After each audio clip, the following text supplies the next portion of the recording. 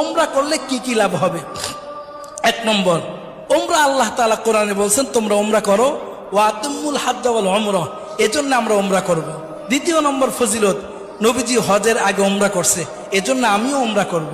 তৃতীয় নম্বর, যেই ব্যক্তি ওমরা করবে ওই ব্যক্তি নবীজি বলছেন সে যেন আমার সাথে সাক্ষাৎ করলো, সুবহানাল্লাহ। চতুর্থ নম্বরে ওমরার ফজিলত, যেই ব্যক্তি ওমরা করবে নবীজি বলছেন আমি তাকে সুপারিশ করে জান্নাতে নিয়ে যাব, সুবহানাল্লাহ।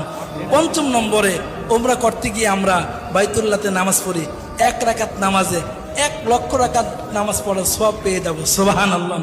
6 নম্বর ফজিলত হলো দুনিয়াতে থেকেই জান্নাতি জিনিস এর মধ্যে চুমা দেওয়ার সুযোগ হয়, যেটা হলো আসওয়াদ পাথর, হজরে আসওয়াদ, এর মধ্যে চুমা দেওয়ার সুযোগ হয়। 7 নম্বরে, ওমরা করলে জিন্দেগির গুনাহ মাফ হয়ে যায়। 8 নম্বরে, ওমরা করলে দোয়া কবুল হয়। 9